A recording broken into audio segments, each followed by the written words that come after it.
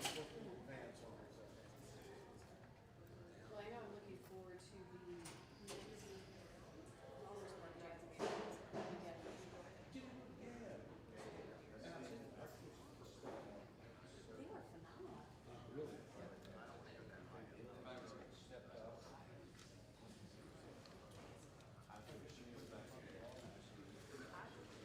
We're gonna get a great combo.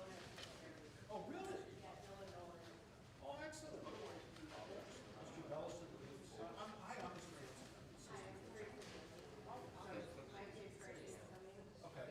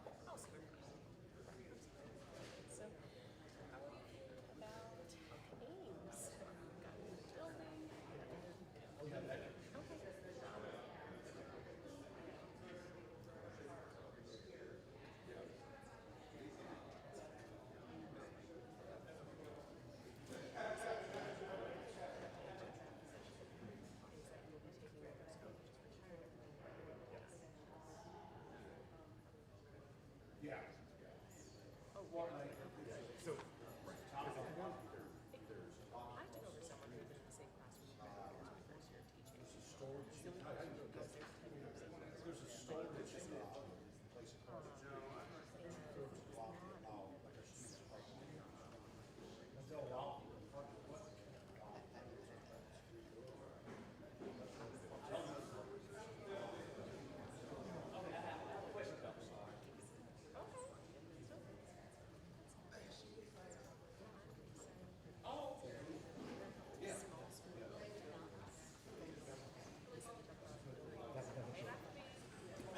My oldest.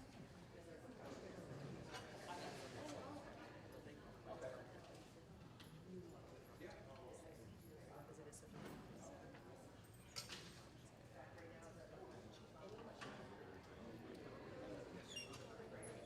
Yeah. Well, and so, she started last fall. But the skip market ran every so You feel that? Okay, you feel that thing.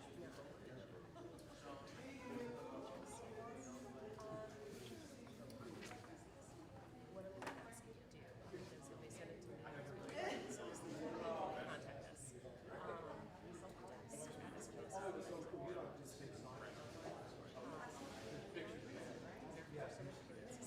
put out every day.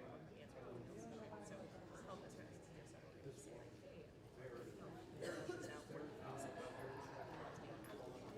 like, hey, she's out there. The biggest thing is to know is like Good. The other ladies are on their way. Yeah.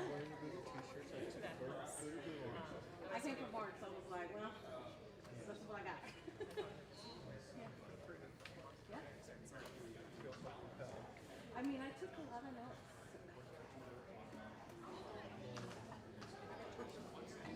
Oh, okay. Yeah.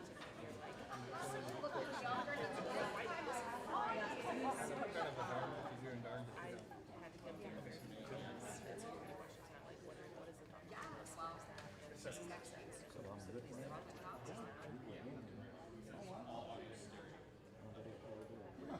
Okay, thank you. Okay. Yeah, I know. I don't know where that one came from.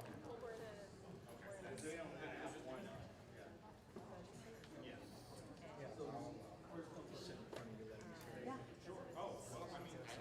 Having a good summer? Yeah. The girls are, you know, keeping me busy. Parents are ready to send them. I mean, I don't know why you guys have to be out so long. Oh, I know, really. Or why they make summer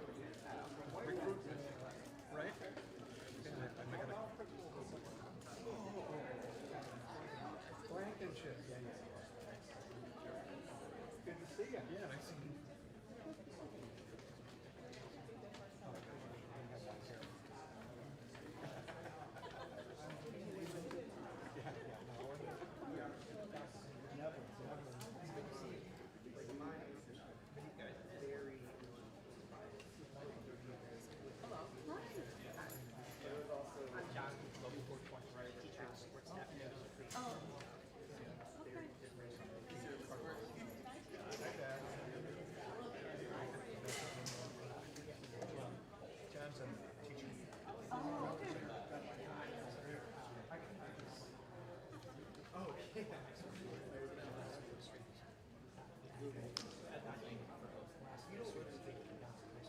Oh, they were told that.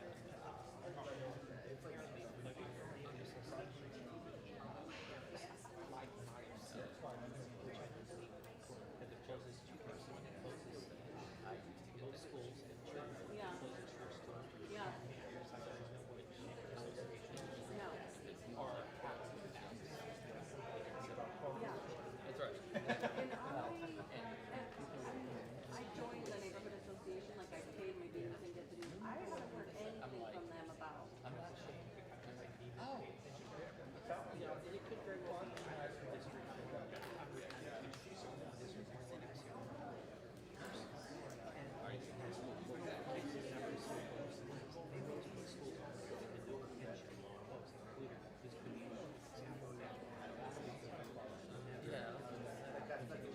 Yeah. No, that's why we're very motivated to be here. At least the PTO is. And we're trying to reach out to all our parents. Make sure that the neighborhood association starts. Yeah, let me think. There's another meeting next Wednesday, town meeting. Yes.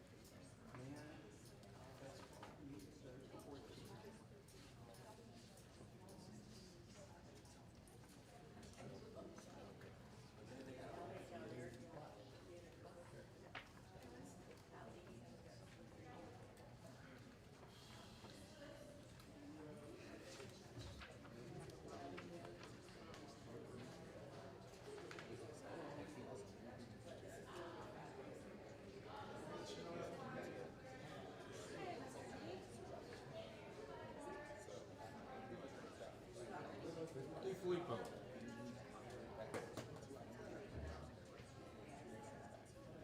How's it going?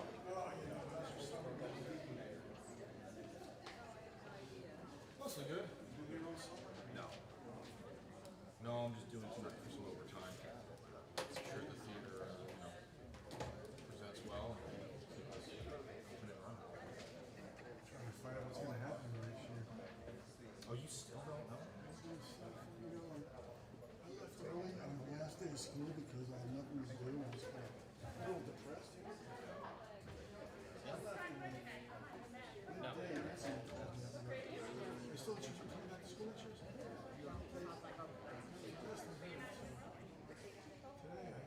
I texted him a couple of days ago. I said, you know, leave this thing on Wednesday or something.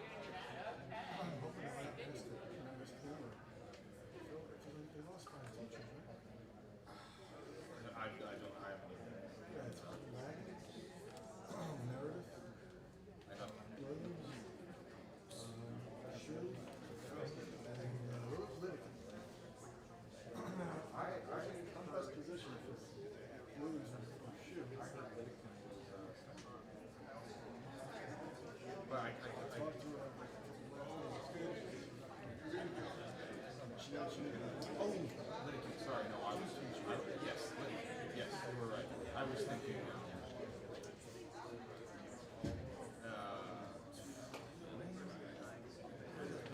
6 weeks, I forget.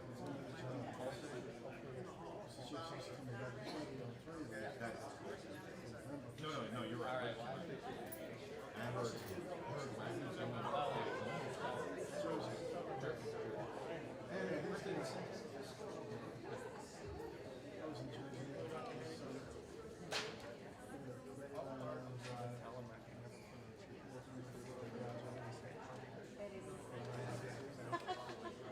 I just want to say Benny. You can call me B. Well, That's what they some call people me. might take that the wrong way. Oh my god, that's what my boss said when I told her that.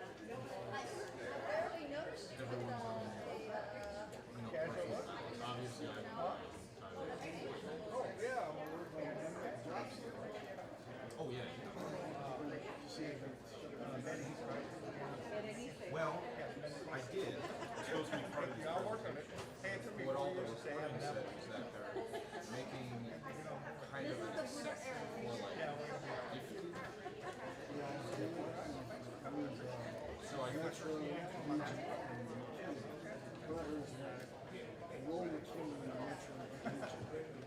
well, they said Central was one of the gifted. Yeah, I got that was actually that's all the articles I said made sense behind that. A lot less stress.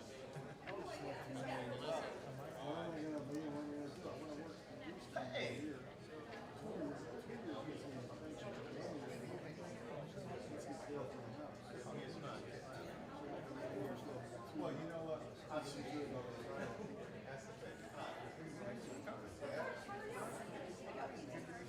Yes. Edit this. You're in here from email.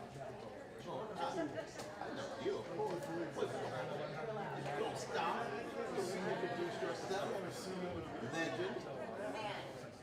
You two obviously know each other. I did not know that. Spanish, physics, music, English. Yeah. He's our star social.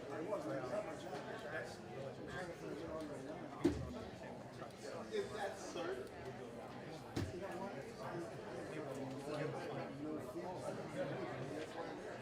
So don't necessarily jump to. I will simply say, I know it's hard not to. But that being the case, I do know enough about this to say that there's enough percolating right now. Absolutely nothing. And I can say this, nothing. So, but I do think it's right for you to ask the right questions.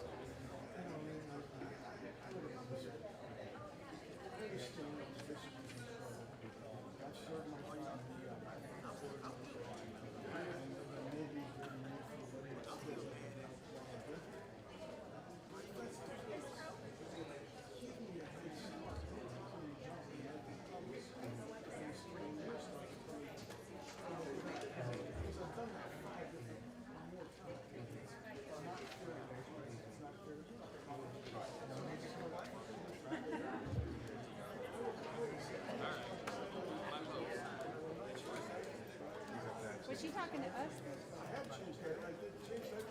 No, you went man. That's a whole different story. I still have some ones that you said, black and white ones that you said. But listen, do this. This is how I'm going to say. Ask questions. Don't get on this with me. Shrink it out because you're not listening. Right.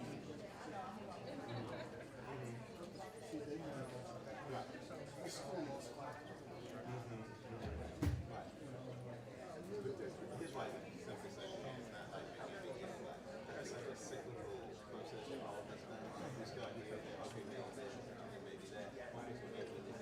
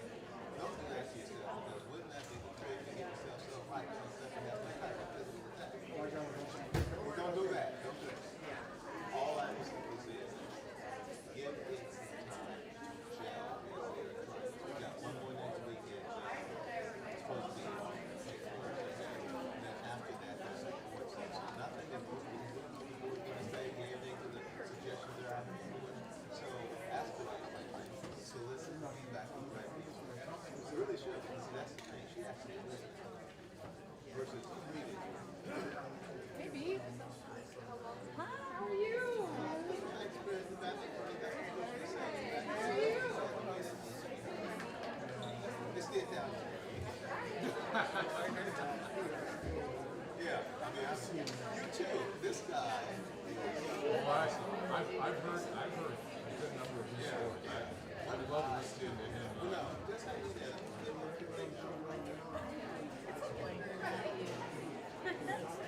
Hey! Oh, hey!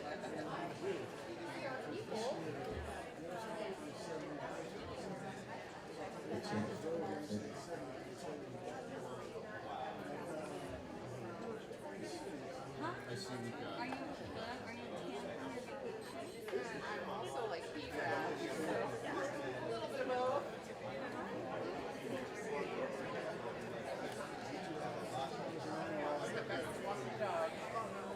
And back into work 2 days in. I'm making it. Did you get some photos of him? Well, I'm around here. You guys know I'm here. If you got this, I will tell you. A little bit.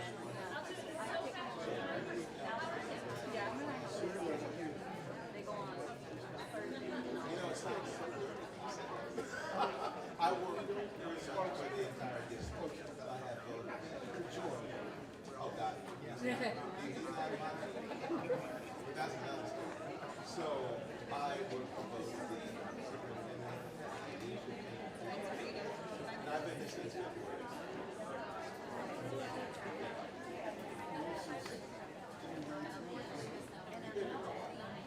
My tenure will not be that long. I can't fix it. Well, listen, I work for the police department. I had my yeah, so that's what we keep in mind.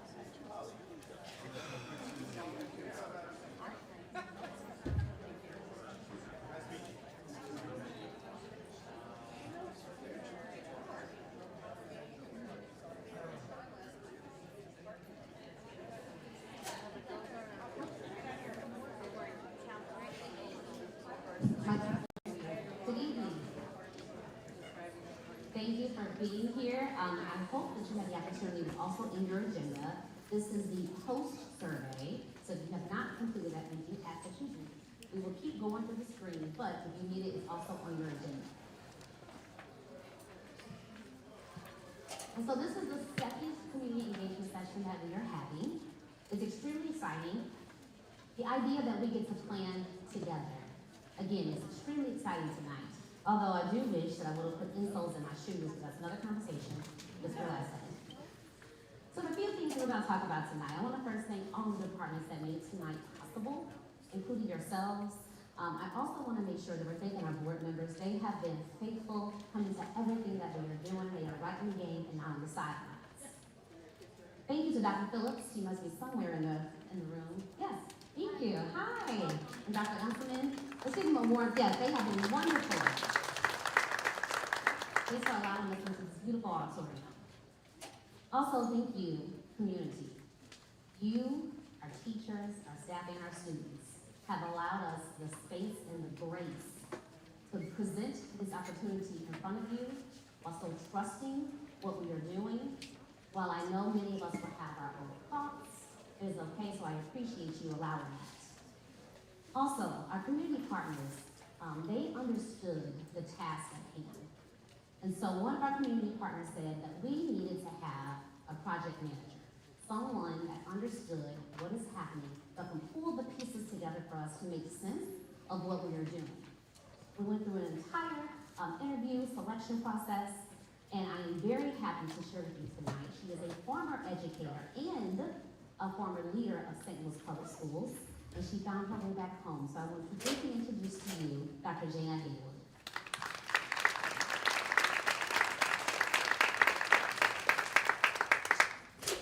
Well, thank you, Dr. Berry, for that warm welcome and reception. There really is no place like home. I can't imagine being anywhere else at this particular time in my career than here.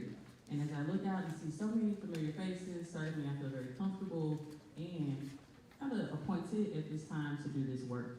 And so there are a lot of deep connections that I have to St. Louis Public Schools, as already been shared, after 16 years as an educator, as well as an administrator here in the district. I also am a St. Louis native. I worship in the city of St. Louis. My parent and Parents in Love are graduates of Central Visual Performing Arts, the old one, the Red Wings. My children attended McKinley High School. My son is a gold bug. And so I am very excited to be returning and contributing the things that I've learned as I ventured away for a few years, only a few.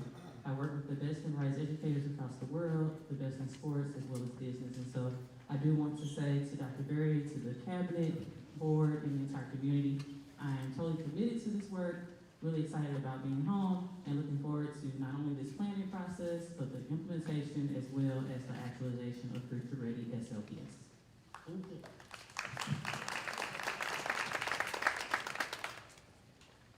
All right, so this evening, I want to first do some level setting. And so I'm asking us to do a few things, to approach this with an open mind. So I'm asking us to keep our focus on the overall planning process. Allow space for thoughts, creative concepts. We will have dialogue tonight, where we're going to review the portfolio and the approach, the models A, B, and C that are being considered, and the factors informing the work, not the factors that's inside what the A, B, and C are. We're not going to debate individual schools out loud up here. We're also asking you to focus on the overall model, engaging in the information prior to drawing conclusions. And I can say that for myself, because I had a conclusion drawn, but after the last community meeting, the first preview session, my focus has also shifted and changed. I'm asking us that we listen to the information being presented and to one another when we do have dialogue. I'm asking us to think about the overall programming facilities. Also, we can use the structured opportunity to engage in dialogue and feedback. And you'll see we'll have a Padlet. First, we have the pre-survey. We also have on your agenda, for those that do not want to use their phones for the Padlet, you can also write on your note catcher. There's also a post-survey. And if there is something that you want to get out and you want the opportunity to share, we have cabinet members that can come around and assist and take down your notes and your thoughts. Also, share perspectives in a way that allows others to participate. Lastly, remember this is an engagement session and the opportunity to capture feedback. Again, it's on the portfolio planning and no final decision has been made. You may see this at every board meeting that we have, our strategic values, and on the end, that's our portrait of the graduate. These are the 7 C's that we want every student to be able to graduate with when they leave St. Louis Public Schools. So this core board came about last year when we were talking about we had to present to the state. The state had ideas that we needed to focus on, but there were a multitude of ideas. And we said, hey, we need to put 4 core things that we know that's going to guarantee that we can make sure that every child is successful. And so our core board areas, looking at attendance. Right now, we have a 52% attendance rate, proportional attendance for our students. Our goal is to have a 90% attendance rate for 90% of our students that come to school every day. Also, literacy is the foundation of what we are doing. Finances. Well, finances is not the #1 reason why we're having this Future Ready plan. We cannot hide it. We are facing a $41 million deficit. We also want to make sure that we are planning and getting to a balanced budget. And then operations. I know a lot of focus is on transportation, which we are getting that together, and I'm really proud of the way we're going. But it's more than just transportation. We're talking about the facilities, we're talking about students being safe and well-resourced classrooms. Many of us are probably asking, what is a well-resourced classroom? We do not have a definition. We have thoughts, but that's another part in the planning process. Once we figure out our model, once we figure out what's going to be in the models, we then as a community can come back, and I said before, you're not getting rid of me that easy. We're gonna come back, another engagement session to figure out what's going to go into making every single school a well-resourced schools by our definition. So the purpose of tonight's session, again, this is to gather thoughtful feedback from each other. This is also the preliminary sessions. No final decisions have been made. We did have to put a plan together because we needed a starting point, but no decisions have been made. And that's why it's so important that we get your feedback on where we want to go. We're asking you to think about, in the plans, what's strong, what's promising. Think about any concerns that either this may raise or concerns that you may have regarding the models. Also, see if any assumptions that we're making in these models, if they can be tested.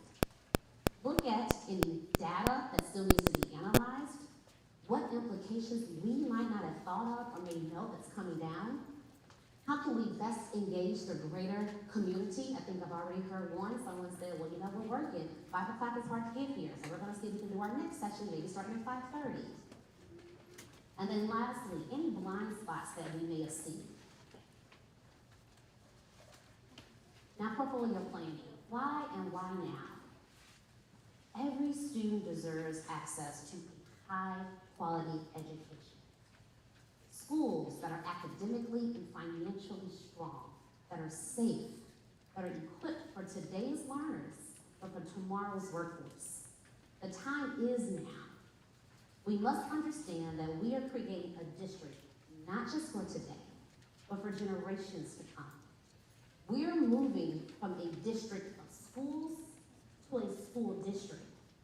We have to be unified, no matter what school we are, no matter if it's north, south, east, west. We need to be St. Louis Public Schools. Our city, the enrollment, and the educational landscape, they continue to evolve. We have the responsibility to plan for the future and to plan now. In your booklet, you may have seen or read already, and I'm sure everyone has already read this 20-page document. So, thank you. So just a little bit of facts. St. Louis, the city itself, we have a little over 34,000 students that are school-age children. A little over 34,000. St. Louis Public Schools has a little over 17,000 of those students. We need to figure out, and we understand enrollment declining, birth rates declining. How do we get those students back into our schools? A little bit of data about St. Louis Public Schools. As of the enrollment date in 2025, we had 17,226 students. We're comprised of 62 schools and 68 programs. You may be familiar with a lot of them. We have a mobility rate of 33.4%. We have to figure out how to remove barriers. It's not the student's problem. So if you're in a school far south and you're 3rd grade and you have to go to a school north, those two classrooms should not be teaching different content. We have 15.5% ESL learners, and 14% of our population receives special education services. But in addition, we're comprised of pre-K through 5th grade class buildings, pre-K through 8. We also have traditional middle schools, which are 6 through 8. We have high schools, 9 through 12, early childhood buildings, but we also have aging facilities. We also have deteriorating infrastructures, beautiful spaces and campuses. We're made up right now of magnet schools. We have gifted education, special education, ESOL, dynamic teachers, staff, students, leaders. And I tell everyone I know, I would put our teachers up against any teacher in another school district. But we also have the hard facts. We have 300 certified teacher vacancies. We have rooms with students that are over 30, but rooms with students less than 10. We also have schools that are at full capacity, but then we have schools that have 100 or less students that can hold over 400 students. We are transporting children all the way for north and for south. It is costing us $32 million. And again, we're facing a $41 million deficit. But I want us to understand, this work is not simply about closing or consolidating schools. It is about creating a well-resourced school in every single neighborhood. A few definitions you'll hear tonight. The district portfolio, that's the full set of the schools and programs. You also hear portfolio planning. We're doing that tonight. We're looking at and examining what we want in schools, how we want our schools to be comprised of. You'll also hear about enrollment. That's the number of students officially registered or expected to come to our schools. and the facility index for it, FCI. That's the building condition. And you can find that on our website, as well as under Future Ready on those links, and we'll go over one of those tonight, you'll see that, as well as it's located under our operations. It is a Power BI interactive website, and you can click the button and click the schools that you want to see. You will see a plethora of information and data that was comprised for us.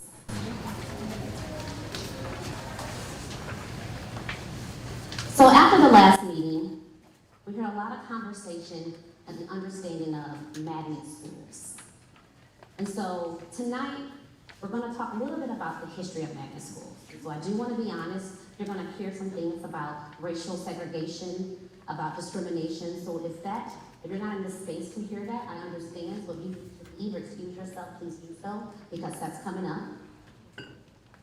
But also I went to the Mill Creek exhibit, and now more than ever, I am getting interested in learning about the history of St. Louis Public Schools. And so a quote by Maya Angelou, there's more to this quote, but this part, if you don't know where you've come from, you don't know where you're going. And I think it's very important that we understand where we came from and how we got here regarding magnet schools. So these are real pictures, and I hope the glare is courtesy of the St. Louis Post-Dispatch, we did ask. But this picture right here, this young man, he's getting on a school bus coming from Webster Road, and he's driving to Roosevelt. And then we have a child to the far left. She's in North St. Louis, and she's taking the bus to South City to Maine.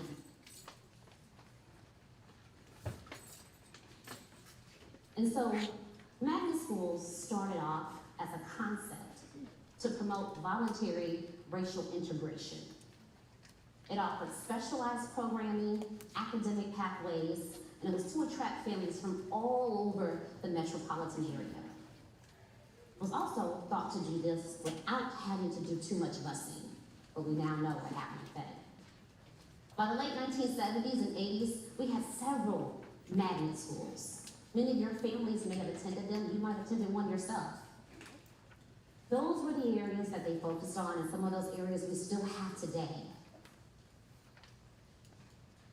So a brief timeline. Plessy versus Ferguson, where the Supreme Court said, separate but equal is okay. Then you have Brown that came in and it did away with Plessy versus Ferguson, saying, nope, that is not right. And then school districts were ordered to make sure that you are doing desegregation quickly. Well, they were speeding through, but St. Louis was still moving a little slow. So then in the 1950s and 60s, schools were legally desegregated, but residential segregation in neighborhoods with attendance boundaries kept schools racially segregated. So then in 1972, you had the Liddell. They said, you know what, this isn't right. It started off, you may not know, because of overcrowding of schools in their neighborhood. And because there was overcrowding, the district then said, we're gonna bus the students to schools that's not fit for any child to go to. And the parents were saying, that's not right. This shouldn't happen. And so in 1972, kids went forward. It was going on about 5 years. There was a federal decree that happened in 1975. And that decree said, guess what, St. Louis Public Schools were mandating you to do something. And then out of that mandate came the first magnet schools. And the concept was to attract students from all over again, the metropolitan area, to come to St. Louis Public Schools. And then the concept kept taking off. In the 1980s, more magnet schools opened. In 1983, it's a good year by the way, the voluntary transfer settlement was approved. And it was for, if you lived in the county, you can come to the city magnet school. If you lived in the city, you could go to the county. But it also provided state funding for magnet schools. So now you already have schools that are in the city that are divided racially based off of residential zoning. And now we're creating magnet schools and saying, we're gonna give you more money for your magnet school, but every child in the city can't get into a magnet school. In the 1990s, we continued the theme. 1999, the federal court said, you know what, the oversight, we're gonna be done with this. 2007, the formal oversight of the desegregation program was transferred to the voluntary transfer program. In 2010, magnet schools moved now from a court-ordered desegregation to educational choice. In 2024, the VIC program is now saying this is the last year we're enrolling students. And now here we are in 2026, where St. Louis Public Schools is no longer required to operate magnet schools because of a court-ordered desegregation. And so we'll still have specialized schools in the district. Parents and students will still have choice, but it's no longer mandated by desegregation. So the magnet school concept, this historical transition, which was over 40 years, is important because it marks the first time in 4 decades that St. Louis Public Schools can design an educational system without the constraints of a federal desegregation agreement. So when we're looking at Future Ready and how this comes into play, we are still going to make sure that we are delivering high-quality instruction, meeting students where they are, aligning our facilities, our pathways, our programs. But for generations, St. Louis Public Schools has evolved to meet the changing needs of our students and communities, from desegregation to magnet schools, and now the Future Ready. Our commitment has remained the same, providing every child with access to an excellent education with limited opportunities for success. Families will still have choice all over the city. The difference is, it will also be open to all the children in the neighborhood. We can talk about transportation. If you decide to take your child far north and you live south, under the new Future Ready, we will not provide transportation unless it's in a specialized pathway. But we're never saying that you cannot enroll your child in a school that you think is best for your child.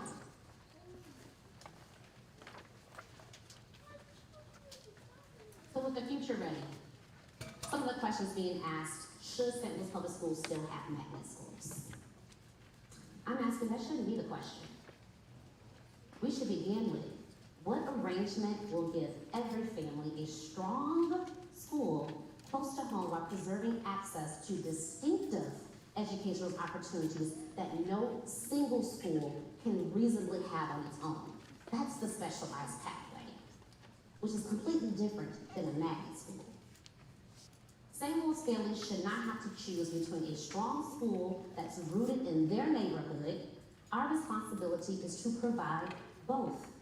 SLPS can preserve the specialized programs families value while ensuring that every child has a high-quality option close to home. Choice in programming should not broaden only the opportunity, but it should never become a substitute for excellence in every community. So the rest of that quote from Maya Angelou: I have great respect for the past. If you don't know where you're going, you don't know where you've come from. I have respect for the past, but I'm a person in the moment. I'm here, and I do my best to be completely centered at the place I'm at. Then I go forward to the next. I'm asking, we are here. I need us to be completely centered in what we're doing so we can go forward to the next. I must say the conversations that we're going to have, I understand how they mean to many of us. Your children's children, you, your parents, your grandparents may have attended many of these schools. But because they're no longer a traditional school does not mean it still doesn't have the value that's there now. They can be pillars of the community, just in a different way. So I'm asking us to think about, how can we make sure we preserve the historical relevance of our buildings and our community, but the school now becomes a value and a stake in the community for a different purpose. And to get there, we had to do a couple different things. We used about 7 to 8 different pieces of data. Again, it's very interactive on the website. We'll go through a few, Because I don't want you to think that we just started grasping at straws to figure out how to make this make sense. And so Chief Mitchell's in the back, she's gonna pull up a couple of pieces of data for us. And so right here, this is the enrollment analysis. We use this for a couple of different things. The very back of the future ready document, it talks about staffing. We also use this to look at where students are right now based off their zip code, what schools they are attending. Looking at that, we also looked at how many students are actually using transportation to get to our schools, including right now what we call magnet schools. And what we saw, if you live less than 4 miles from a magnet school, you're not using transportation. We also saw that there was a high number of students in certain areas that attend schools. So we look at all of this data to figure out where are we gonna put our children based off where they're living. So if you're looking at this right here, you see we have a large population of students. These are actual SLPS students that are living in the 63116 area code. But if we go to the 63120, we have 652 students that are actually attending our schools. So we're looking at real data points to help us drive the conversation. But in addition to the quantitative data, we're also listening to the qualitative data. We are working closely with the Urban Planning Committee, the City of St. Louis. There are various groups that are building homes and building in the community. We now have a voice and a seat at the table where we are sitting with them, talking to them about where they are building in the city, so we can make sure that there is a school in that community. We understand that the schools are the pride of the community. Without great schools, we really have great neighborhoods. And we want every single school, no matter what neighborhood it's in, to be a great school. Thank you, Chief Mitchell.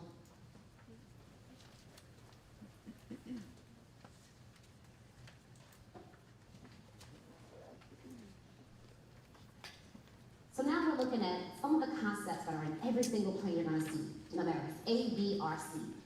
So our specialized program. We're looking at the academic, advanced academics. We see we have Betty Willard, Malacroft, McKinley Middle School. We also have CSMB, Metro, and then Central Visual Performing Arts for your here. And we wanna add on the AA is in advanced academics.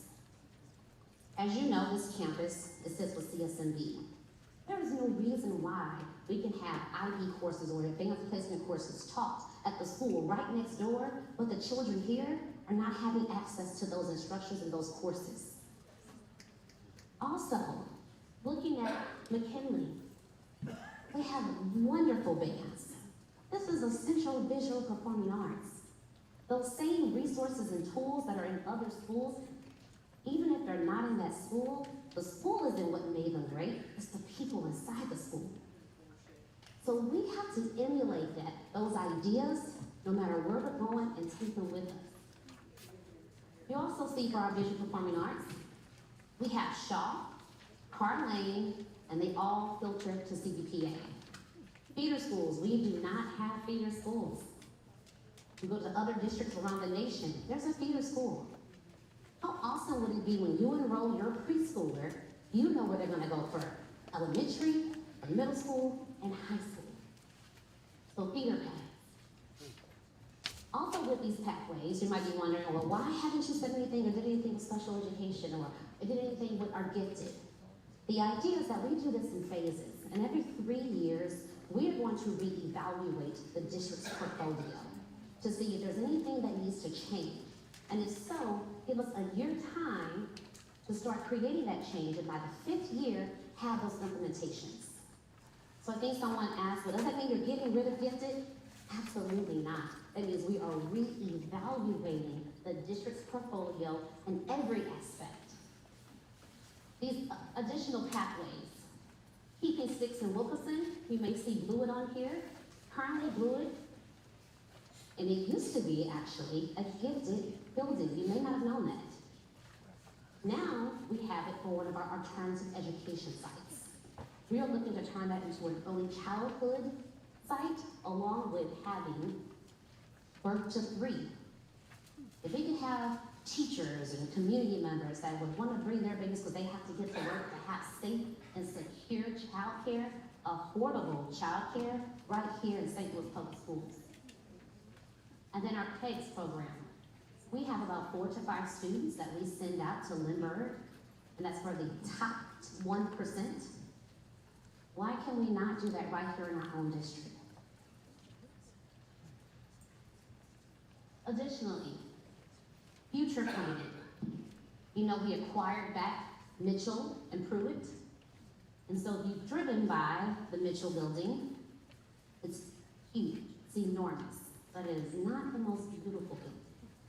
And so the idea would be, well, we got the bond while we're having students in the schools right now to build a brand new school. We have concepts right on that same plot. Walnut Park. These are going to take the private partnerships for us to get this up and running. The community, you have done so much. You are so wonderful to us. We are going to come out and ask, and we'll do more information about our potential bond. We have about $250 million we could go out and ask for, and that's a no tax increase. We don't know how much we're going to come ask, but that's the top that we can ask for and still have room if we need to go back in 3 to 5 years. Financially, with the bonds, the district is doing well. Also, Northwest. I was talking to someone yesterday, and they said there's a high need for steel workers. So we're looking at doing a full rehab for Northwest and having a skilled trades facility, not just for St. Louis Public Schools, but for the community. Again, we acquired back Pruitt, Dunbar, right there, you know, NGA is right down the street by Blewett, and you have the Shine.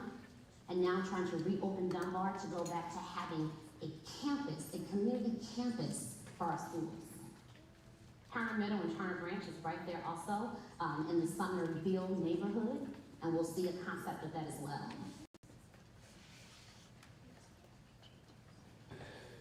So just a few concepts, and again, these are just concepts.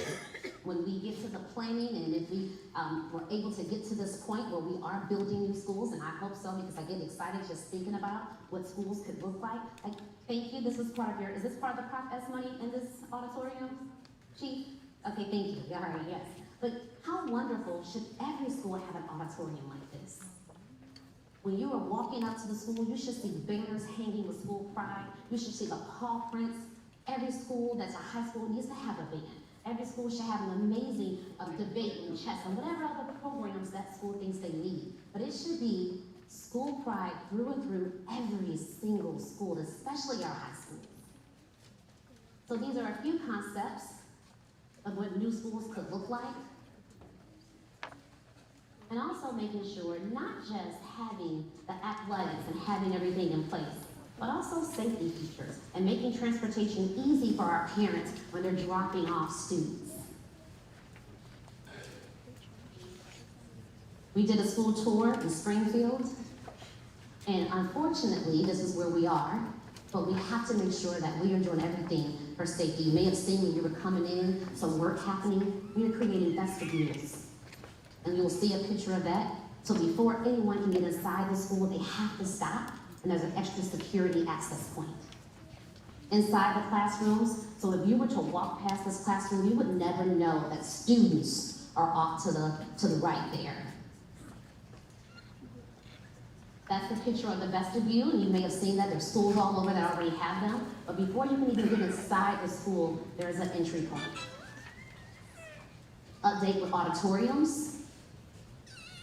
And this is the campus, the community campus. The idea that we could have from cradle to career. So we're having birth to 3 all the way up to post-high school. The ideas that we're talking about, I know right next door, CSMB, they have their seniors do internships, but every senior should have an internship in St. Louis Public Schools. And when those organizations that doing internships with should help them get money to go to school and then provide them a job right back in that same organization when they return. And you're talking about bringing families back to the city of St. Louis, that's how we're going to do it. But the community has to help us make investments. Now planning. When we talk about repurposing, it is expensive. You know, when you're looking for a house now or looking for somewhere to stay in the city of St. Louis. I'm looking right now and I can tell you, it's expensive. So how about having affordable housing for our teachers? And not just affordable, but attainable housing for our teachers. This is another concept of transforming a former school building into attainable housing. And so when we get more into this, we'll have more in-depth concepts and we get feedback of what you want to see inside the schools. But these are some of the ideas that we're having. So now we're going to talk about our portfolio models. Another piece of feedback that we received was to allow you more time. So if you need more time, just let us know. The 3 models we're going to share, again, these are preliminary models. Each one is going to give you a different approach to the configuration and talk about feeder patterns.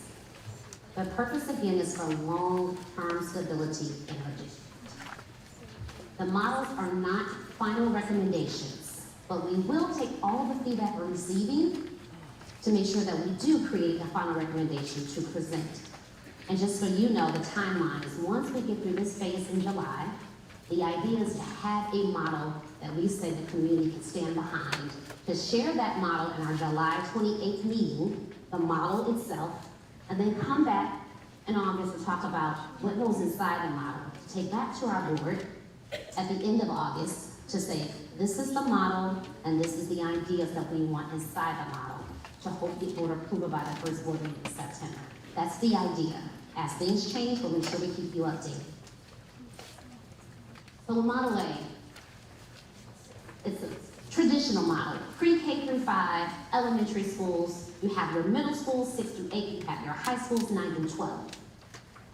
This is maintaining that separate school configuration. This limits the number of schools remaining by the grade spans.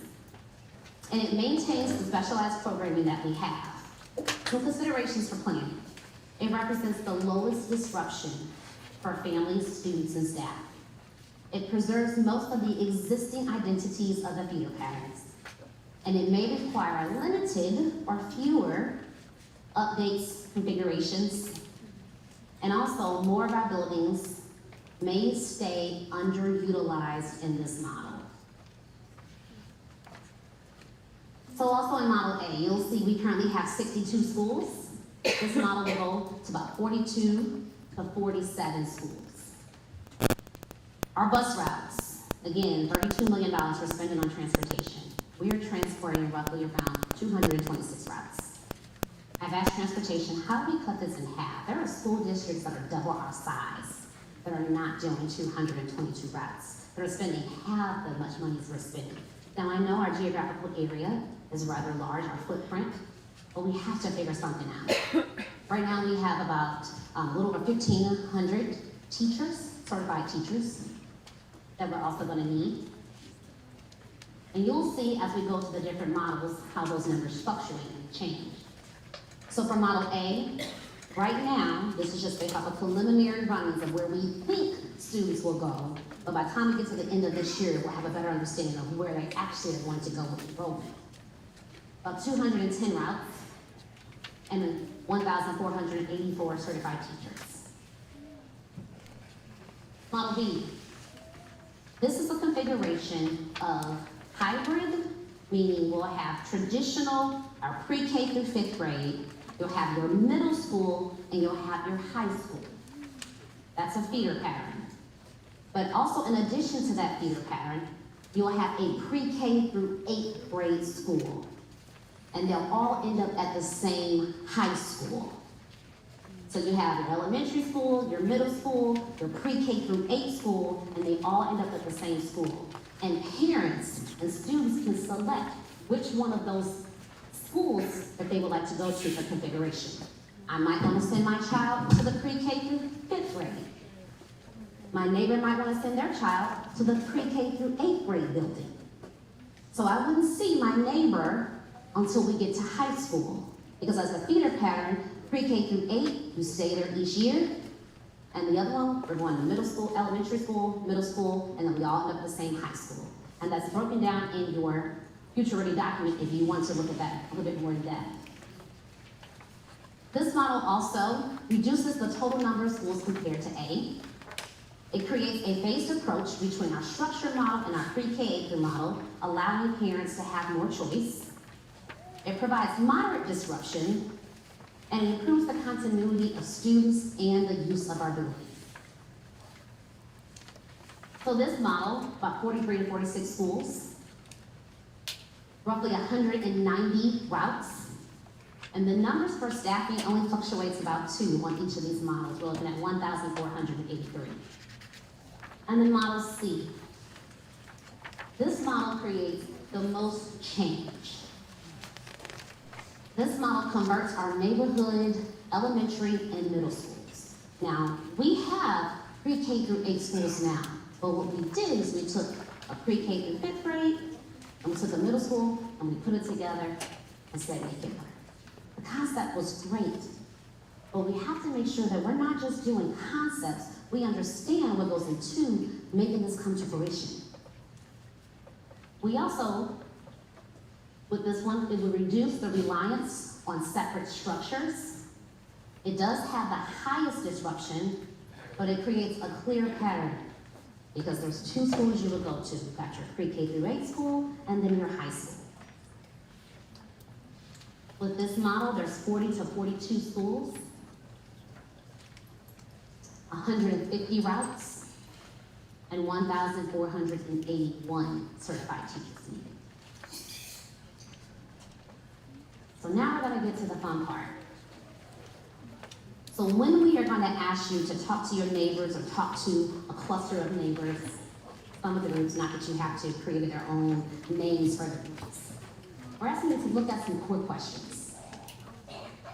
These are questions that are going to lead and guide your thinking. How might the model affect students, families, neighborhoods, and community partners? How well does this model respond to the current and projected enrollment, building capacity, and school utilization?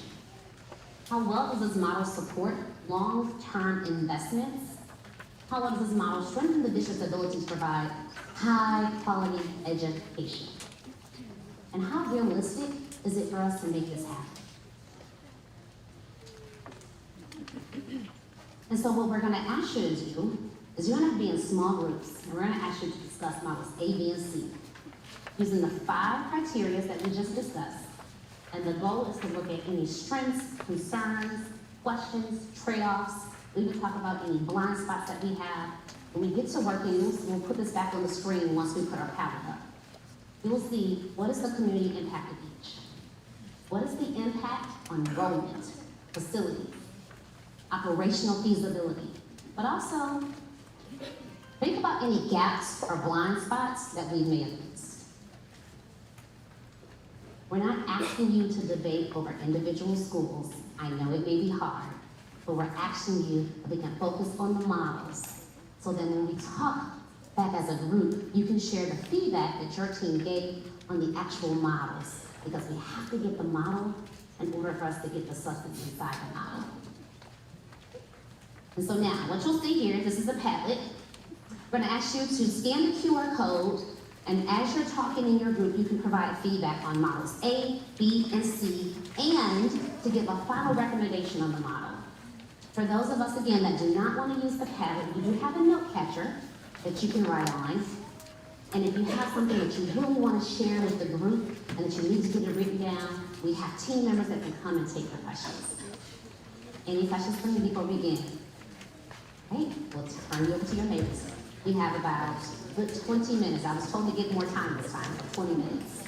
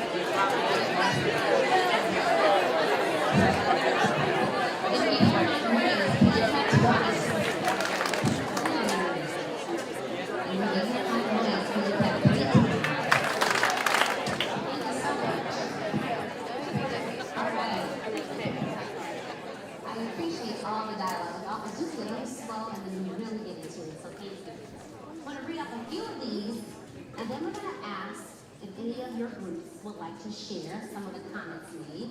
We'll bring the mic around to you so you don't have to try to get up. So for Model A, someone said, I think this model is best for students.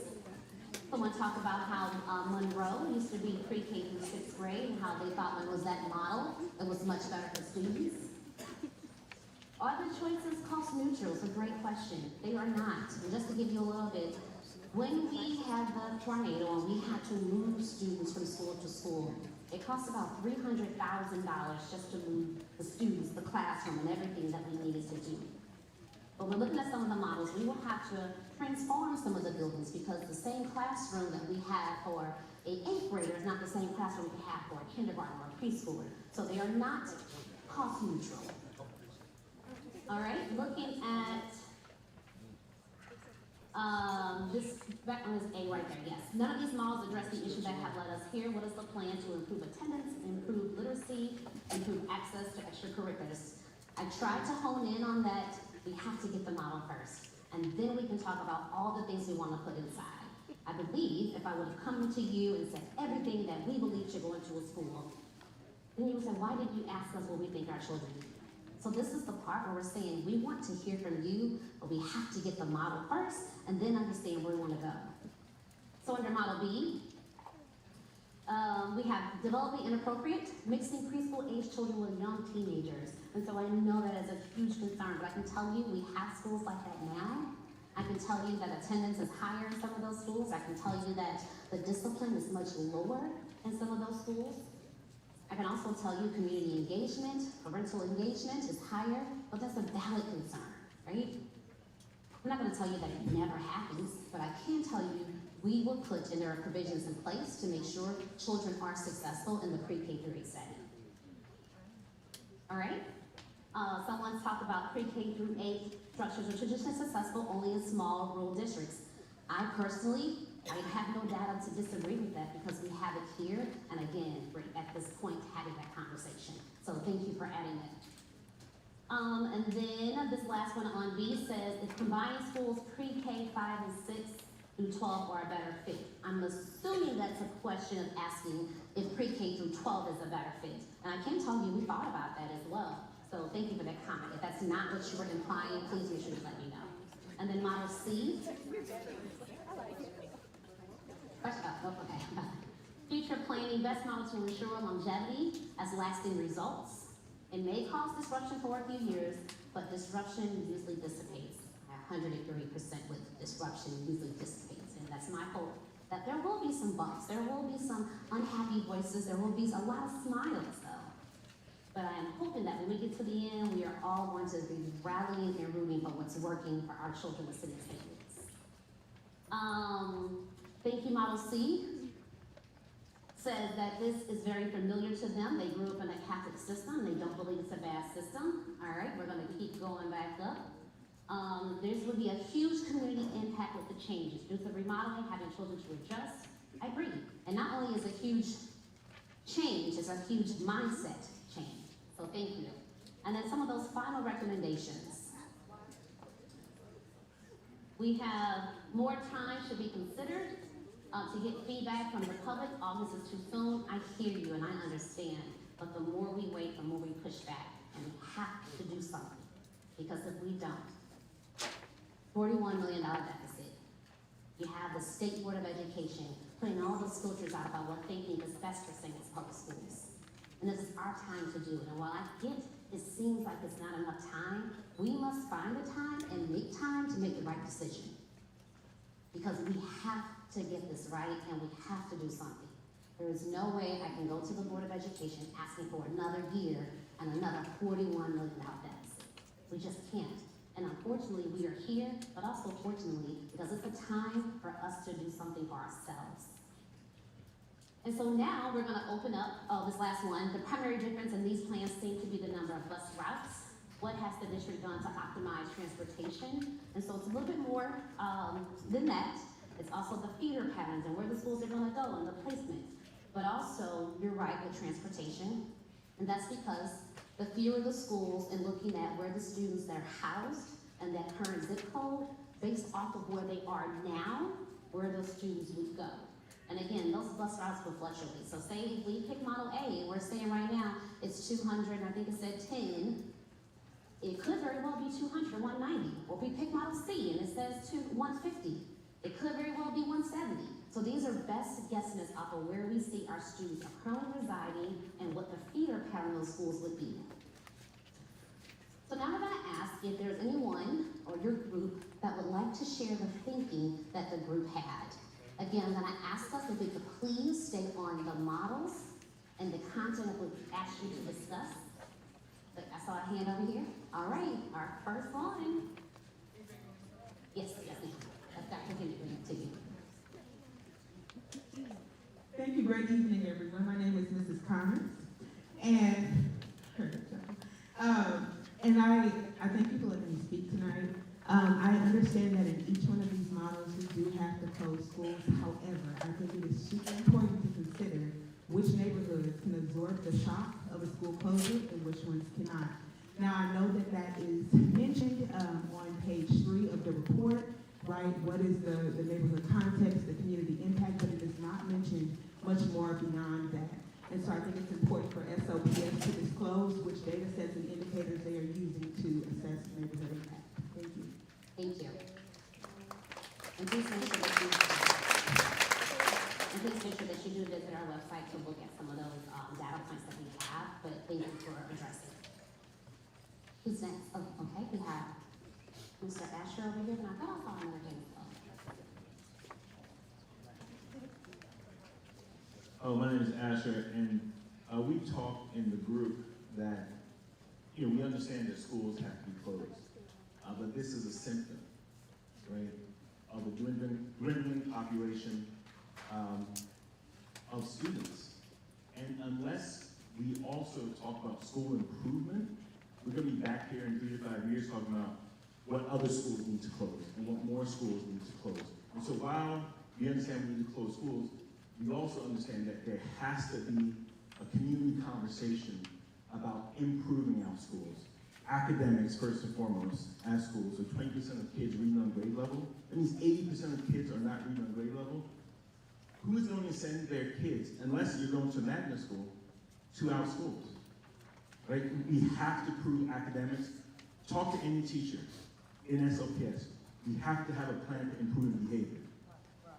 The reason, and I'm sure those rights were from teachers, right?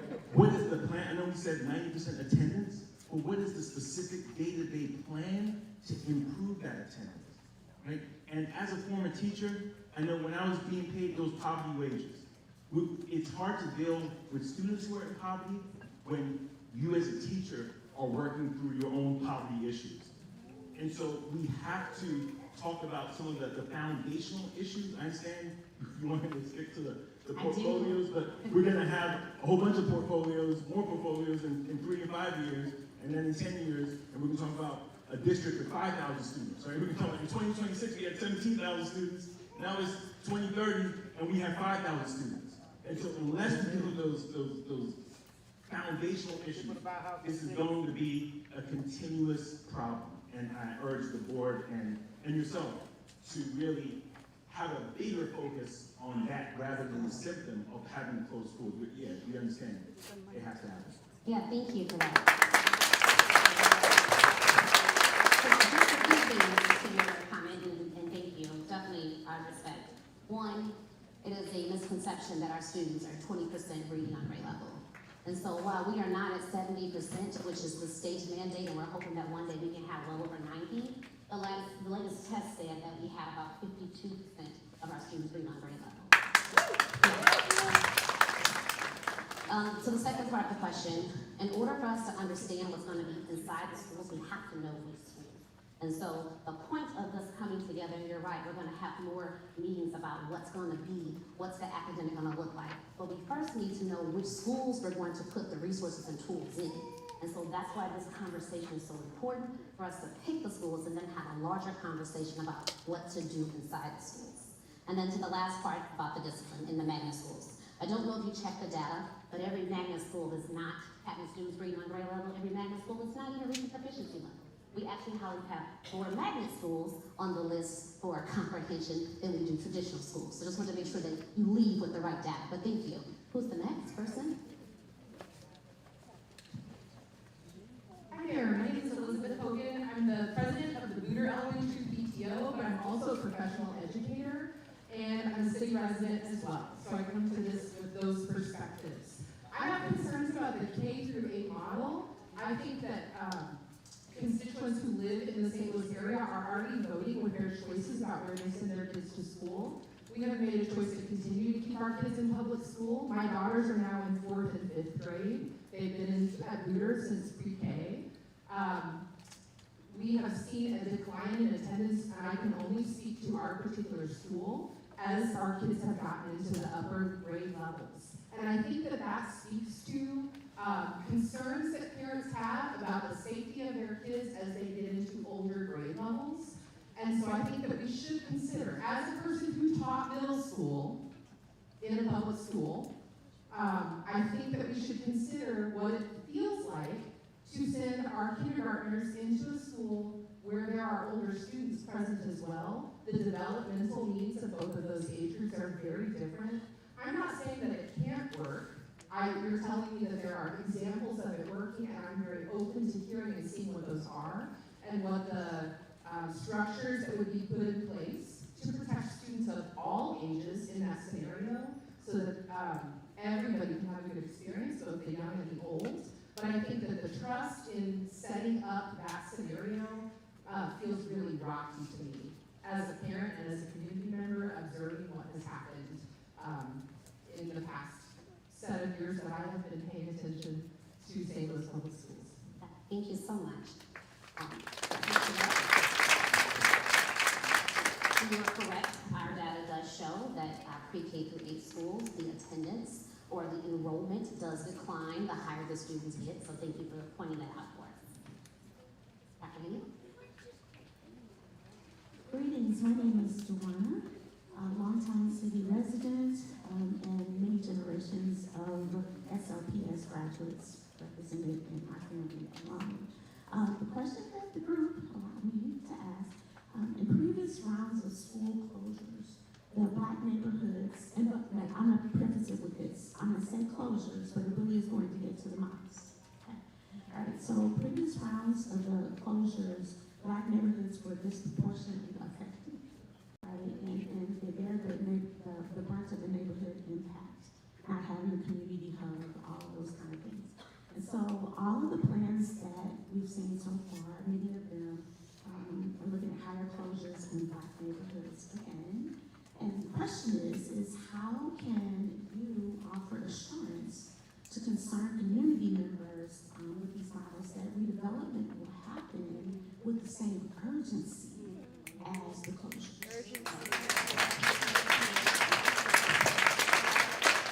Thank you for your question. So, a very good point. I think if you look at the models, we have about 19 to 22 listed.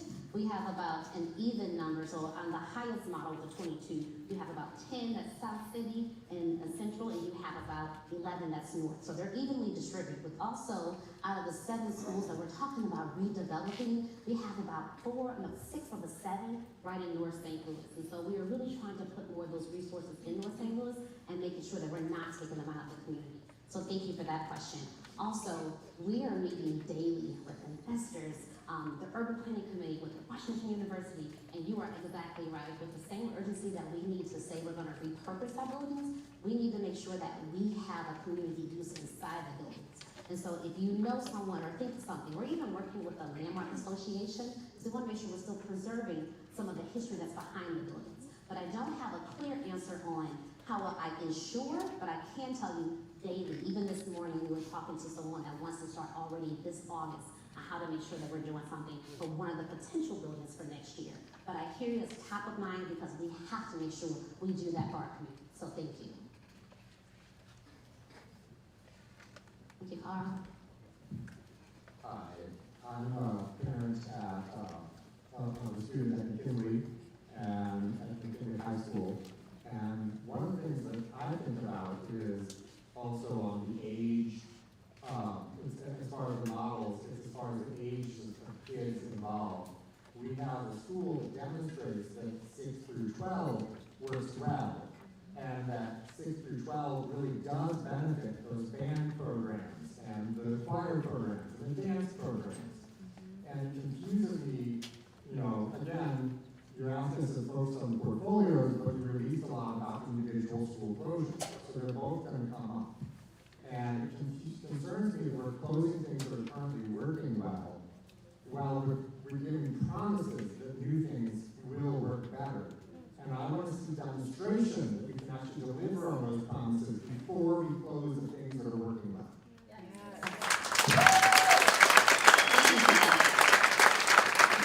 Just for the audience to know, McKinley Middle School is a gifted school.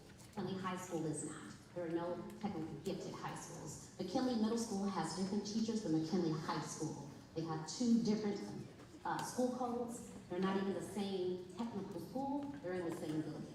Additionally, if McKinley is working well and doing so many great things, why can they not take exactly what's working in that building and emulate in a building that's doing great things as well? We have to get past the point of thinking it's about the school and not about the teachers and students inside the schools. Whatever school they are doing that's wonderful, we can do that in other places. And so that's why I asked us not to think about so much the schools. I'm sorry. Would you like the mic again? I'll take the mic. Because I think we're gonna have to make sure we're respectful, and I respect you, so I'm gonna ask you to respect me. So if you want the mic, we can make sure you have it. Okay? Next person, Dr. McGee. Hi, my name is Sandra. I'm a resident of the city, as well as my son is right here with me. So my question is, are the 3 models contingent on the specific schools mentioned in the plans, or is there room for discussion at another time on which buildings will remain open? Thank you for your question. That is exactly what we said in the beginning, and you are exactly right. We had to present plans to at least give us an idea of where we were trying to go. But every school in the model, there's no final decision to be made, and after we get through which model we take, we will certainly talk about the schools. So yes, ma'am, there is certainly room for conversation.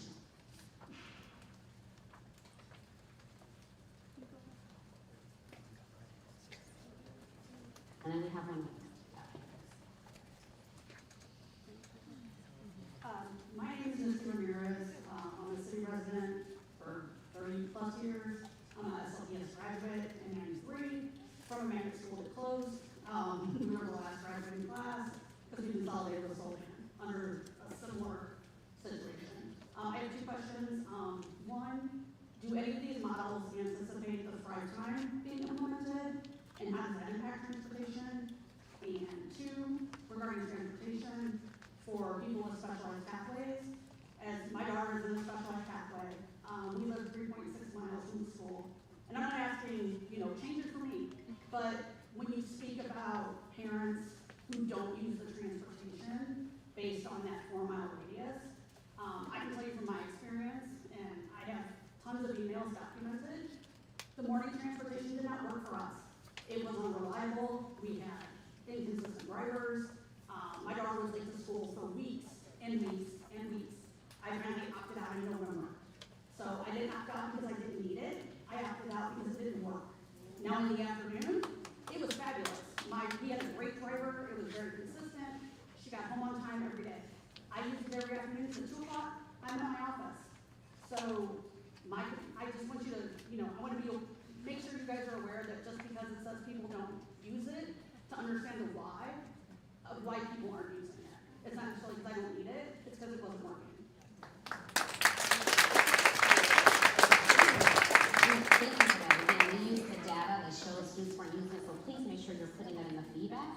We can make sure that we're understanding the why behind that you did not use the transportation. What about the Thrive Times?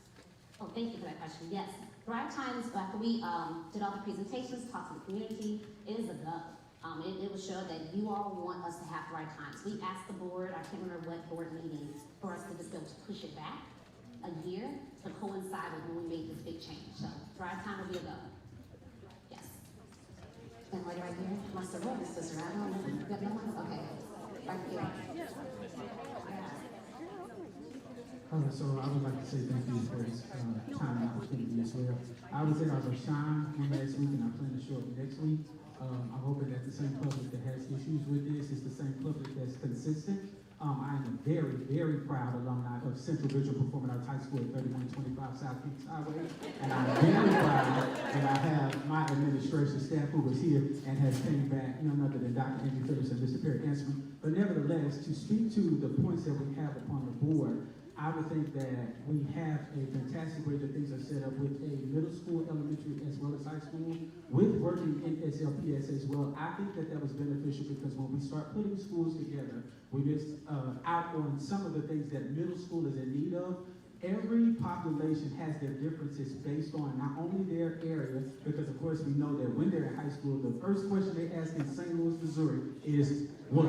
Where high school did you go to? And when we start putting them together, I think it does cause an issue, not only with, I think we talked about safety and security, as well as some of the issues that when they get to the bus routes, also kind of putting them together. And the one thing that you did speak to, I know, was the certified teachers. I also support those who are in the PSRP roles, which is the support staff. We deal with those who are now coming out of COVID. We are dealing with those who are dealing now with mental awareness. We're also dealing with those who do not know how to communicate. So when we put a lot of students together, I think we start to miss the mark and not having the support that's needed per each classroom when you have only one particular certified teacher or no support staff in there, as well as enough security to cover the campuses. And so that was why I think that that's important. But again, not just also putting all of this off on public schools. I want those who are in this room, as well as come to all of the meetings, to make sure that they show that same support, not only when it's time to show up at these meetings, but that they're consistent across the board.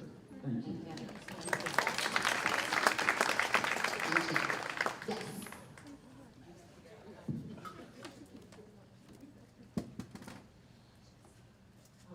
My name is Dr. Jasmine Nolan Eccles. I want to make sure that I say thank you for having such a session or a forum when I graduated from Classic Miller Career Academy in 2007. Then things were not necessarily accessible or that I can recall or remember. So thank you for having these types of sessions today.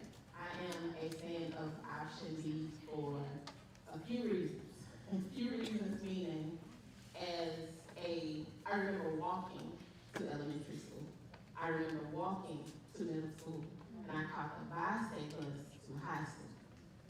What concerns me when I'm looking at things like the budget associated to transportation is kids being able to do what we were able to do, not happening anymore. For me, links to safety, more so around the relationship that's missing with how our neighborhoods are convening. And so that's a different conversation. However, I think that we need to get back to some of the origins of those things that make kids safe where they live, so that we can get back to designing school districts and models that are for kids. And I also want to say, related to option B, my brother's a year younger than me, and us being in school together was not a great thing. Once we got up a certain age, so I would like for all the educators probably in the room and yourself to understand that no two kids are the same, and that we should have options in how we're educated. I'm an entrepreneur, right? So all of those magnet schools and all those things, I went to my brother's magnet science week, right? So we're different. And we should be able to be educated differently versus parents assuming that we all should fit in the same structured model, pathway, system, program structure. It's not accurate.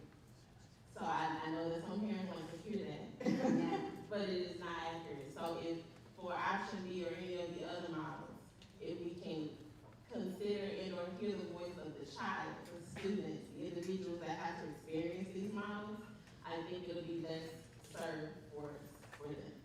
Thank you so much. And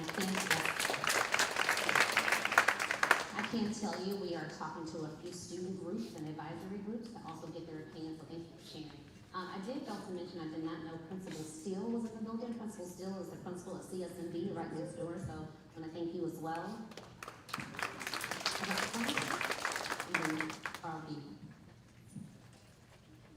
Hi, my name is Megan Feinstein. I'm a parent. I have two concerns I want to raise.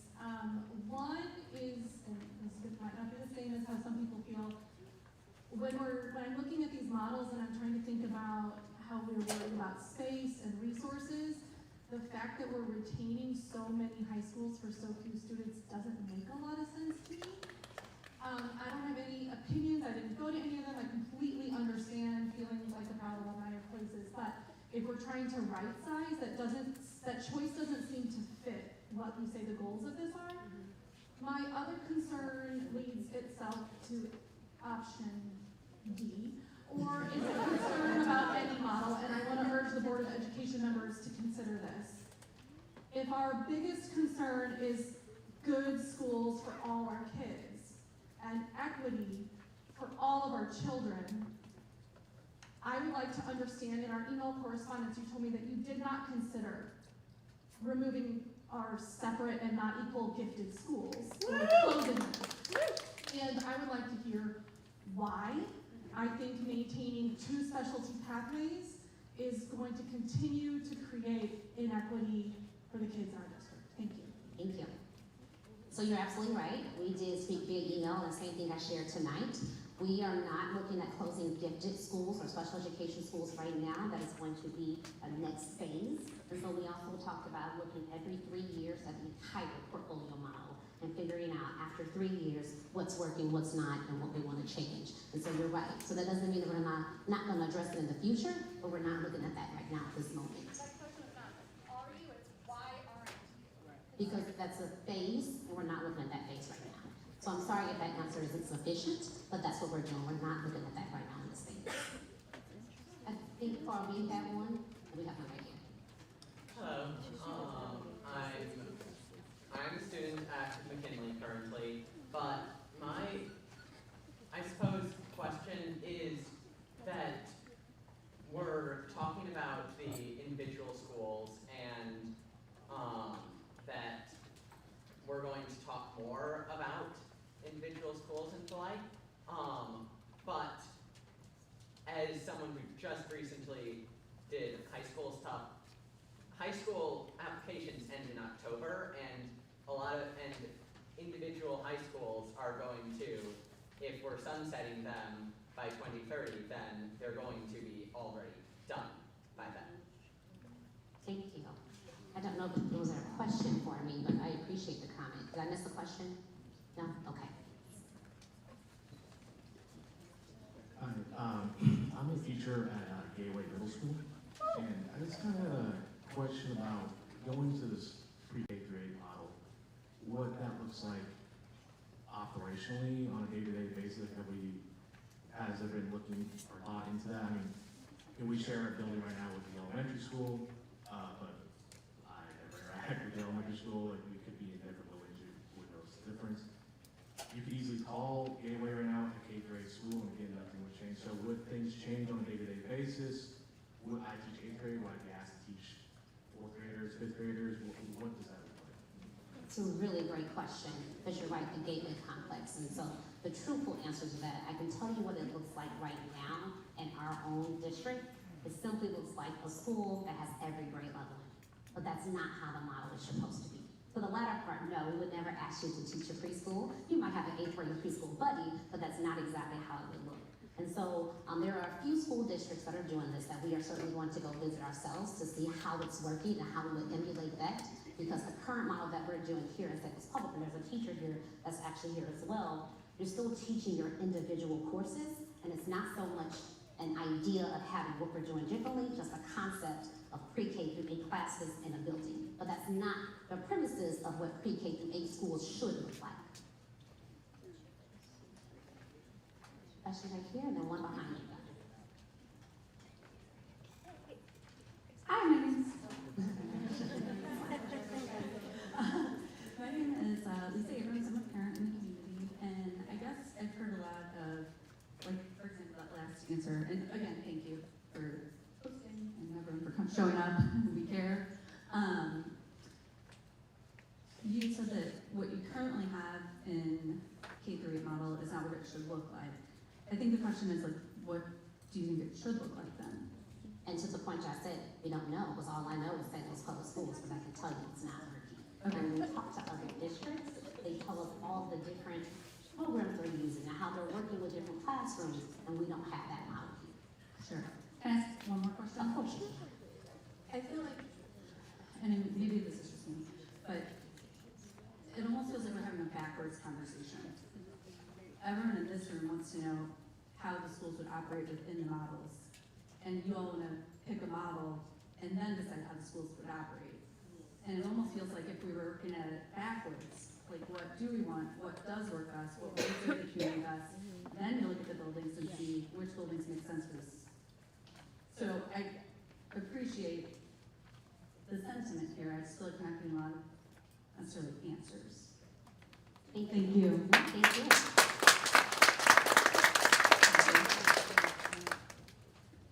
Hey, my name is Leslie. I live in the city and I have 2 young kids that are entering St. Louis Public Schools. With transitioning to K through 8, my question is, you know, I'm at the very beginning of my children's career with St. Louis Public Schools. I'm not originally from here.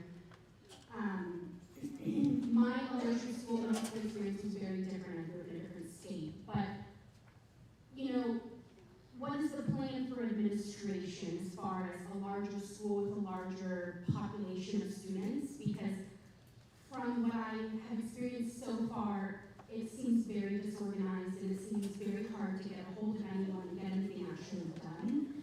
And my concern is if you're adding more students, are you also doubling the amount of administration? Because you're eliminating teachers, which I understand, but how are you going to handle that? Thank you for that question.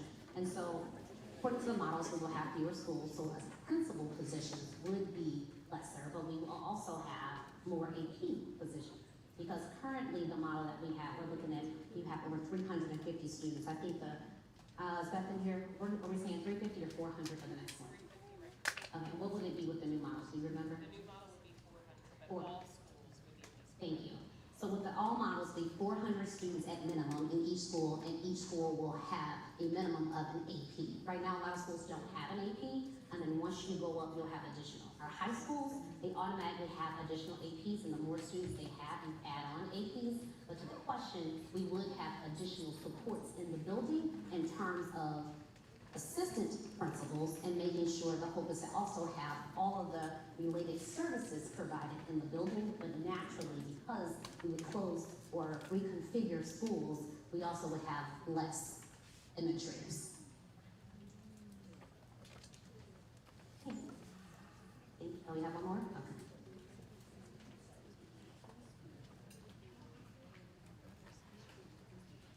Hi, I was taking a look at the feedback that you were going through from the model. How long will that information be available? Yep, great question. So if you go on the website, you'll be able to see the Padlet from the first session that we held at the Shams. You'll be able to see the feedback from this session. We leave the feedback link live in the event someone might go home, they might have some additional thoughts or feelings, they still add to that link. And prior to the next session, we will cut that link off for tonight and have the new link for the following week. We also have a link on there, which we'll do in a second, where you can put your final or any additional feedback that you may feel or think. You're gonna put that on the form as well, and that link is always live on the website. Very good, because I really think it would help inform a lot of decisions. My second question, I know this didn't just fall in your lap because we've been faced with this problem of having community schools, not enough enrollment, et cetera, How long have you all been working on it Or leadership, right? Under my leadership, I came in August 17th, and thank you for that. On August 17th, we understood there was a need. I think a few weeks later, the state took our accreditation and said, you need to close schools. What are you gonna do? I said, it's a lot more than just closing schools. We immediately started to put a plan in place. We wanted to make sure that we gave the community time to at least go through the plan and have a year to do this without just saying, we're gonna give this to you in August. And so technically, I think a few months, maybe, we've been putting the plan together, having it raised, make sure we can give you at least a comprehensive document to start with. And I know a lot of people want all the answers right now, and we simply don't have all the answers right now. So we're relying on the community, but you're right. We have been doing this for less than a year to make sure we can make this happen. Thank you. Two more over here. Oh, October 17th. This was not here in August.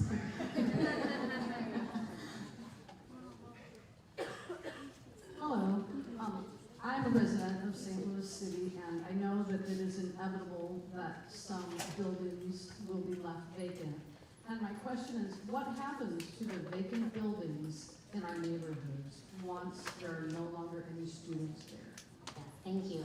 I think for me, that is one of the highest about doing this entire plan, that's top of mind. And so what we have seen, and history has taught us, we'll close a building, it's not repurposed, and it sits idle, and it's isolated with the community. Vandals come in, they take everything out of it. Some of the great foundations are ripped to shreds and apart. We've seen that. And communities expect better and they want better. So what we said in this model, we presented, and that's one of the reasons why we actually wanted to put at least some of the schools on there, so you can see the ideas that we want and how to repurpose them. We're talking about for students in transition, or maybe boys and girls homes. We're talking about healthcare clinics in the community. We're also talking about attainable housing.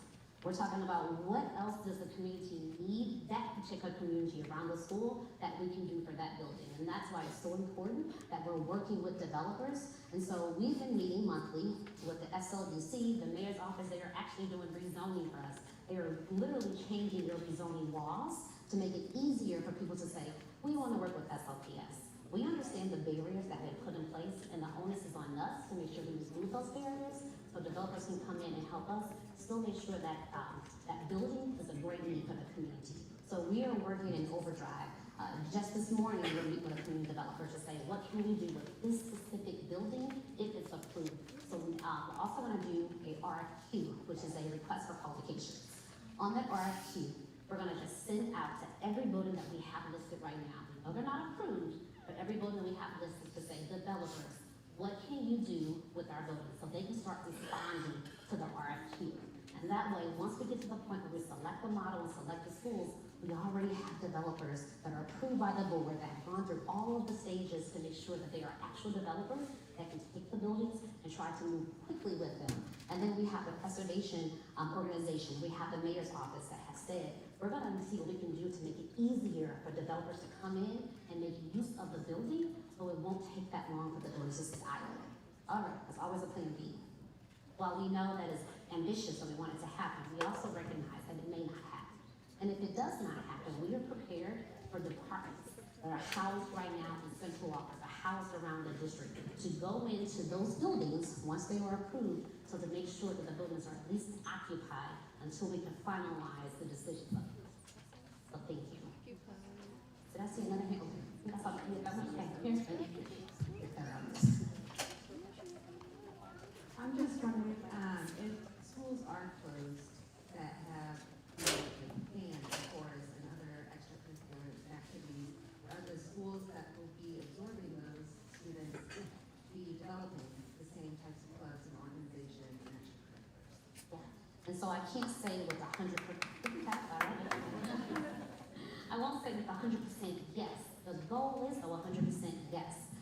Especially for our high schools, I think it is, I went to a high school and we had all of those clubs and sports. And I think having that sense of pride does wonders for children, even if it switches over to the academics.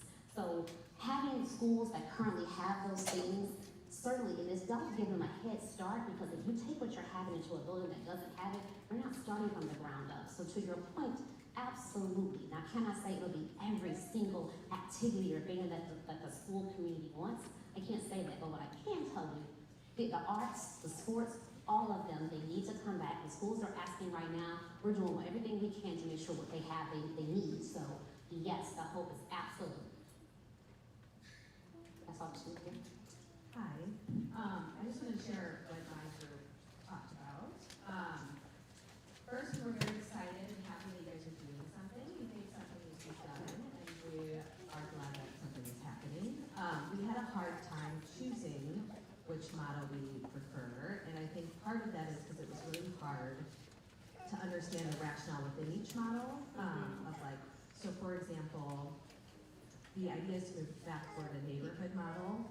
Yet in Model C, which is sort of the biggest version of that, where we really go to a K-8, it's more neighborhood schools that are being closed and magnet schools that are staying open. And so, for example, like in my neighborhood, Man would be closed, but Malampy would be open, and Malampy's a magnet, and Man is a successful neighborhood school. And so I think it's, so I guess our feedback or our questions were like, we don't feel ready to choose a model within your options because there's not a strong rationale for which schools are open and where they're at and why, and what was the data that drove that, and how do we decide which ones stay open and what's the best location for that neighborhood and those sorts of things. And I guess my follow-up question to that would be like, before we choose a model, or at least once we choose a model, are you going to work with the people who live in those neighborhoods to really assess like where the best school would be? You know what I mean? And what would really be a neighborhood school? If we're really doing a neighborhood model, and I live in Southampton, but now Booter's closed, and my neighborhood school is Mason, but I can't walk to Mason, that's a long way away. That's not really a neighborhood school. So how do we decide which ones are neighborhood schools and which ones are not? I think we thought like the K-8 and the magnet has potential and has some good rationale for why it could be a good move. But again, it just didn't feel like there was a lot of data behind it and research behind it. And we were also curious, like when I look at the maps of like who's using the magnet schools and who it impacts the most, you know, a lot of the families in the more white neighborhoods in South City, unless it's the gifted school, they're more often choosing their neighborhood schools, but it's more the families in North City who are choosing the magnet schools. And so I think we had some concern about like who's being represented and listened to in terms of like which model is best. Thank you.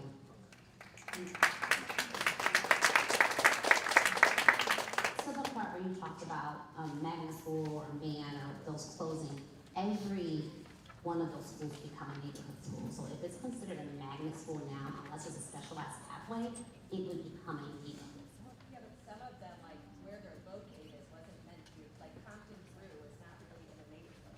So it's not really a neighborhood.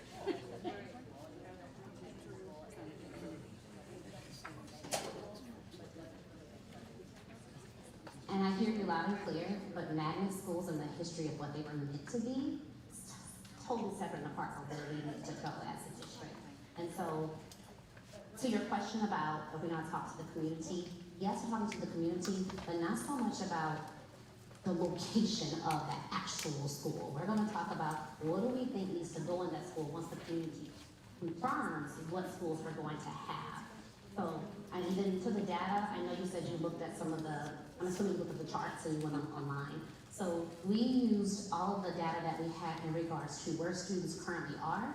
We looked at the conditions of the building. We looked at how far students would have to walk to a neighborhood school. So there were a multitude of pieces of data that we used to drive how we got to this discussion. But again, if you have thoughts or suggestions, please put them in the feedback, because again, we can take those in, because I'm sure there may be something that we didn't think about that we probably should think about. And that's why we're saying we don't want to necessarily talk about the schools themselves right now, because we first need to understand which schools we're going to have. But I hear what you're saying, so I thank you. I think she had her hand up for quite a while. Hi, my name is Bailey Wallace. I'm a teacher and a parent in St. Louis Public Schools. I'm currently part of the St. Louis Teaching Fellows at SLU, so I'm a certified teacher, but I'm like on my way to getting my full certification. So I love that it's an offer here. My question is, what will it look like for teachers that are like me, that are part of the pathway program if our building closes? Will I still have a job? Do I have to go to another school? What happens if that school closes? Like, so what, I don't know what that looks like. Yeah. Absolutely. And so I actually talk about, first of all, I think you were at the SLU event last night, so congratulations. You're welcome. I talk about all the time, there is still going to be 200 certified teacher vacancies based off the numbers of whatever model you choose, right? So we're still gonna have at least 200 teacher vacancies. I talk all the time about people like yourselves who are in our Grow Your Own programs, which are phenomenal. We have about 90 to 100 teachers that are actually in our Grow Your Own programs that within, I think, before December and by May, will graduate and be fully certified teachers. And there's room for you.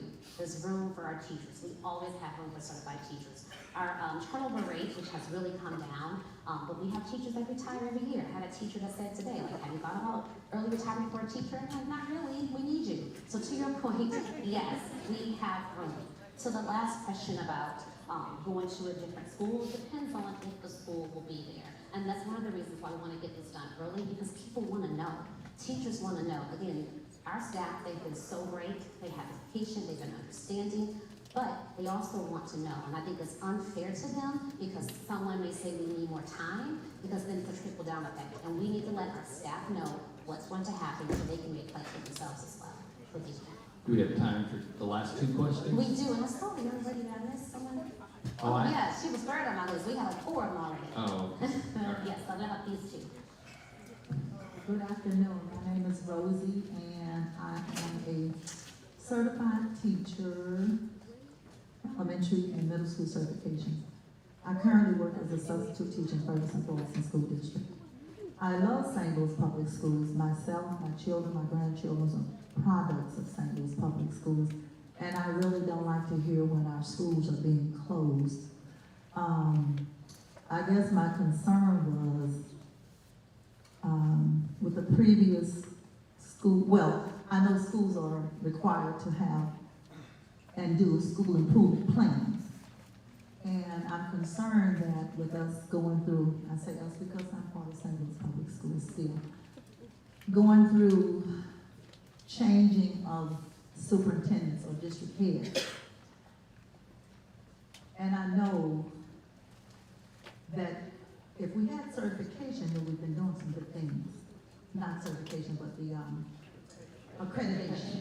You've been doing some good things. So I just like to know if those prior district heads, superintendents, left information and with other heads of the district, that they have would work, keep it working, and that it has passed down to you. Thank you. Yes. Well, I'm very fortunate. I've been with the district 21 years. And so while this is my first time being in front of you as a superintendent of schools, I definitely was able to come up with things. And what I can tell you, as many of you know, it matters not if I'm in front of you today or tomorrow, right? Our teachers, our leaders, we have staff in central office and our academics office. They are the ones that are creating plans. Each individual school has a CSIP plan. So principals and teachers, and maybe even some of our parents, they have committees. They come together and they put the plans together. I'm just a face and a voice sharing the plans. But if I was to fall asleep today and you sleep well, next 6 months, everything will go on because the plans are created. And that's why it's so important that we create this plan together, because we're creating this now for generations in the future. So when all of us are living our best lives and we're no longer coming to these sessions, those plans will continue to go to fruition. So we do, Dr. Roach, and if you know Dr. Roach, she would say all the time, we eat the meat, throw away the bones. So we are certainly eat the meat of things that are working, things that are not working, we're throwing away the bones, and things that may need to be switched a little bit, we're just gonna keep going. So we certainly have things that are doing well, because there are great things in SLPS that we're keeping. Thank you. This is, Probably. so one more here, and then this is the final question? Yes. Okay. Did you lose your mic? He's trying to hold it. My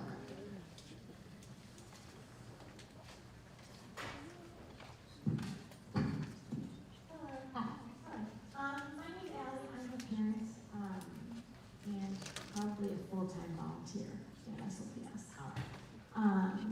I have a lot of thoughts that you guys will all be getting via email in the next week. And I think that everybody here can agree that there are no good options and there are wrong options, right? Like there's maybe nothing that's perfect, but there are things that are really, really bad. But regardless of all that, I have more of a statement suggestion, request, not so much a question. There's a Chicago Sun-Times article that was shared with me. It's from about 3 years ago, and it looks back at 10 years before that, when they closed about 50 schools in CPS. And it looks 10 years later at what happened to the buildings that didn't get sold. What happened to the kids that had to move schools? What is the forecast now, looking back at what we chose?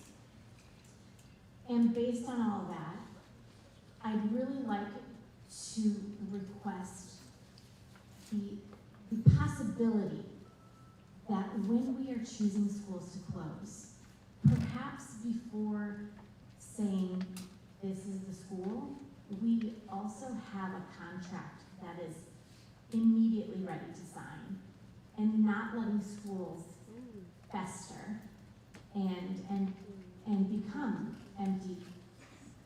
You know what I mean? I do know what you mean. Yes.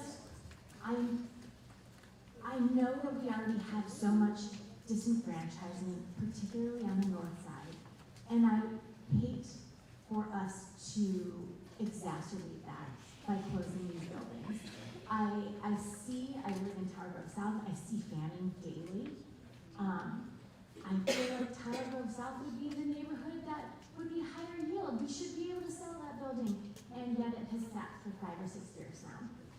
I don't want that to continue on the north side. I want us to improve the north side and get higher census in the north side and have more schools utilizing the north side.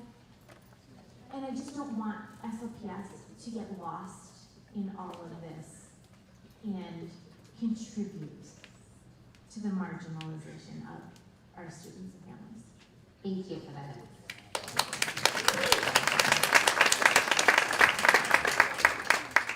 In an ideal world, in a perfect world, you're right, we would have a contract on every building, but unfortunately we don't. And we're stretching our resources entirely thin. And again, we have buildings that may have 100 students, so those students and that certified staff and all of the staff that's there, our paraprofessionals, can support in other rooms and areas. That's not stretching the budget all the way out or stretching the resources. So we're gonna work hard to do that. Can't guarantee it. Ideally, it would be perfect, but we still have to do something and sitting idle because we don't want the building to just stay there or sitting idle because we have so much passion for the school. Unfortunately, that's not our reality and that's not an option for us. But I understand. I get to be the last one. I'm Seti and I'm a parent. I'm also a coach at one of the SLPS schools. And I had a couple of questions. I'll try to keep them brief though. So first one is, in the zip code map, is there a version of that that also includes what percentage of the expected student body is there that is actually not attending SLPS schools, where they're going? And primarily because I think one of our challenges, of course, is to get as many of those existing bodies back into SLPS. If we continue to allow the charter programs, the private programs to drain our talent pool, as it were, that only is going to hinder our performance. So these decisions we're making around the schools needs to be coupled with that enrollment challenge, where we are only seeing roughly 50% of the actual eligible students actually enrolling in SLPS. So can you talk a little bit about that, if that's coupled in here or is part of the next step of thinking? Yeah, excellent points, and yes. And so when you go on the website, you'll see two. We have one that shows exactly the students that are currently in our district, and you'll also see one that shows how many students in that area could attend an SLPS school. So yes, sir. If you have any additional questions when you go on there, let us know. Chief Watson and his team, we also have Chief Mitchell can make sure that we get you to the right point. Well, I want to say first, thank you for your honest and open feedback. So we're family, and families will not always agree, and we're okay with that. I want you to always continue to hold us accountable. Again, we are asking for a little bit of grace to make sure that we go through this process, but also understanding that we have no choice but to make action. And we want you to help us to make action. But when we are saying things like we shouldn't do it or we can't do it, I need you to understand that's not an option for us. So instead of telling us no, don't do it, give us some suggestions so we can start implementing that, because we want to hear your voice and we don't want to walk this road alone. But again, I thank you. I hope that you have a wonderful evening. If you feel so inclined, into our last meeting, and if nothing else, you'll hear from us soon. And thank you for being the best part of SLPS. Have a great